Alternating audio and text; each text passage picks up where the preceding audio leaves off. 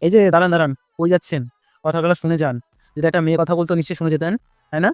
আর যেই কেউ একটা ভালো কিছু শিক্ষা নিয়ে কিছু মানুষকে কিছু বলে, সেটা শুনতে আপনাদের কষ্ট হয়। তাই বলছি একটু শুনে যান। আর যাদের মানসিকতা খুব নিচু, এদের মানসিকতা সবসময় নোংরামো ঘুরে, তারা চলে যান। তাদের আমার ভিডিও দেখতে হবে না। কিন্তু যারা সত্যি কিছু একটা শিখতে এসেছেন, মানে একটা বাস্তবতা আমি তুলে ধরতে চলেছি, এই বাস্তবতাটা সবাই জানেন কিন্তু আপনারা ভয় পান বলতে।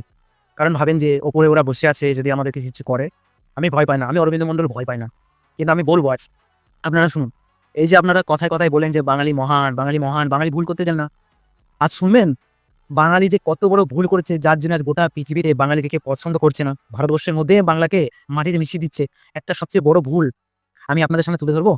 প্রমাণ করে দিচ্ছি দেখুন। সেটা হচ্ছে শিক্ষা ব্যবস্থা। আপনারা দেখুন, আজ যে আমাদের ভারতবর্ষ পিছিয়ে আছে, আজ যে আমাদের বাংলা পিছিয়ে আছে, সেটা সবচেয়ে বড় একটা ভুল কি জানেন তো? শিক্ষা ব্যবস্থা। শিক্ষা ব্যবস্থার এখানকার একটা এত জঘন্য পরিবর্তন হয়েছে, যেই কারণে আজ আমাদের বাংলা মানুষকে সবাই না দেখলে ঘৃণা করে। বাস্তবতা বলছি, ঘৃণা করে। সোশ্যাল মিডিয়ায় দেখুন তো, "আমি বাঙালি, আমি গর্বিত, বাংলা মানে রসগোল্লা, আমি তোমাকে ভালোবাসি।" এইটাই চেনে। বাইরের দিকে চলে যান, বাঙালিকে সবাই "আমি তোমাকে ভালোবাসি আর বাংলার রসগোল্লা" এই নামে চেনে। কিন্তু বাংলার শিক্ষা, উন্নয়নকে, বিকাশকে কেউ পছন্দ করে না। তার একটা সবচেয়ে বড় কারণ কি জানেন?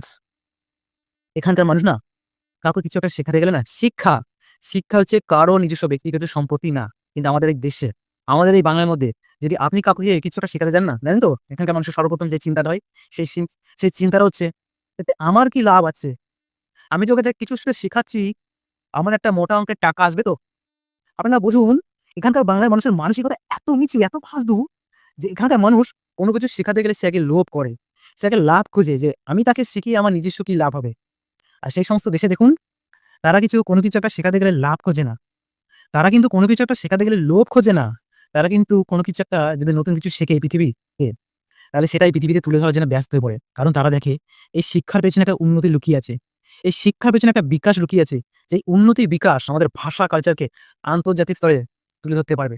তাই তারা মহান। তাই তারা এগিয়ে গেছে। তাই আজ গোটা পৃথিবীর মানুষ তাদের কালচারকে শেখার জন্য ব্যস্ত। আর আমাদের বাংলা কি করছে? কি শেখাচ্ছে? শেখাচ্ছে কি জানেন তো? কি করে ইনস্টাগ্রামে কোমর দোলাতে হয়, এই শিক্ষাটা শেখাচ্ছে। কি করে বাড়িতে ঝগড়া হচ্ছে, সেগুলোকে ব্লগের মাধ্যমে তুলে ধরতে হয়, এই শিক্ষাটা শেখাচ্ছে।